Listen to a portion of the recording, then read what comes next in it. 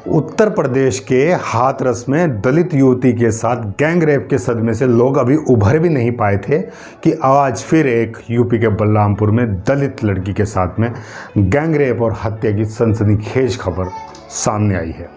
Postmortem के बाद देर रात को ही पीड़िता का दाह संस्कार कर दिया गया।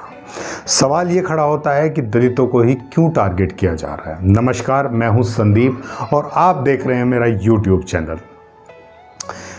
सरकार के तमाम दावे खोखले नज़र आते हैं जब हमें ये समझ में आता है कि एट्रोसिटी के मामले कम होने का नाम ही नहीं ले रहे हैं। बलरामपुर जिले में हाथरस जैसी गैंगरेप की घटना सामने आई है।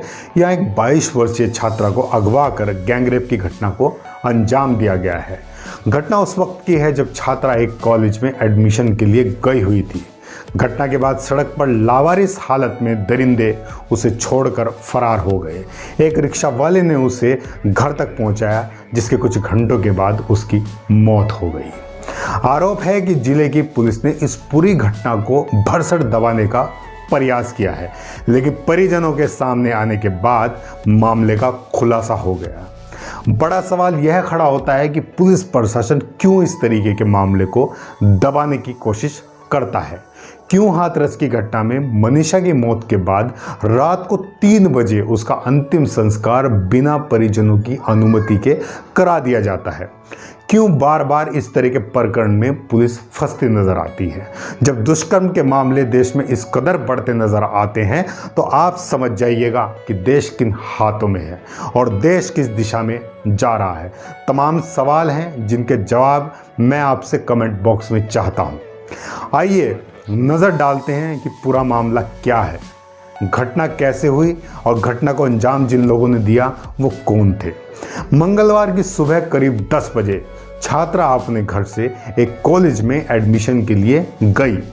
पीड़िता की मां के मुताबिक तभी कुछ लड़कों ने उसका अपहरण कर लिया और उसके साथ गैंगरेप की घटना को अंजाम दिया।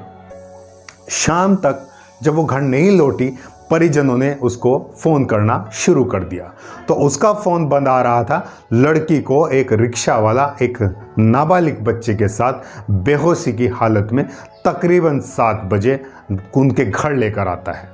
लड़की की हालत बेहद ख़राब थी और वो कुछ भी नहीं बोल पा रही थी।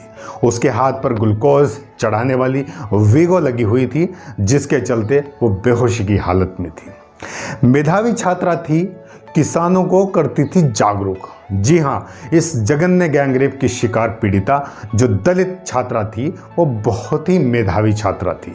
करीब 2 साल पहले वो एक संस्था के जरिए किसानों को आधुनिक खेती के बारे में जागरूक करने का काम भी करती थी। घटना के बाद पुलिस ने युवती के शव को पोस्टमार्टम के लिए भेज दिया। वहीं तमाम बड़े नेताओं ने, जिसमें अखिलेश और संजय सिंह का बयान योगी सरकार के ऊपर लगातार चल रहा है और उन्होंने पलटवार करा है कि इस घटना में यूपी के पूर्व सीएम और समाजवादी पार्टी के राष्ट्रीय अध्यक्ष अखिलेश यादव ने कड़ी प्रतिक्रिया व्यक्त की है। अखिलेश यादव ने कहा है कि हाथरस के बाद अब बलरामपुर में भी एक बेटी के साथ सामूहिक बलात्कार और उत्पीड़न का घृणित अपराध हुआ है। वह घायल अवस्था में पीड़ित की मृत्यु हो जाती है। श्रद्धांजलि है ऐसी लड़की को। भाजपा सरकार बलरामपुर में हाथरस जैसी लापरवाही व लिपापोती कतई न करे और अपराधियों पर तत्काल कार्रवाई करे। वहीं आम आदमी पार्टी के सांसद और प्रदेश प्रभारी इस मुद्दे को लेकर राज्य सरकार पर लगातार हमला बोल रहे हैं। उन्होंने कहा है कि बलरामपुर में दिल दहला देने वाली इस घटना को बहुत ही शर्मसार करने वाला प्रदेश का एक दलित की बेटी हैवानों की दरिंदगी का शिकार हो गई है। योगी राज में बेटी होना एक अभिशाप बन गया है। बेटियों की रक्षा नहीं कर सकते तो सत्ता छोड़ दीजिए। इस प्रकार की घटना पर फिर लोग राजनीति करेंगे, विरोध करेंगे, कटाक्ष करेंगे, सरकार को घेरने की कोशिश करेंगे।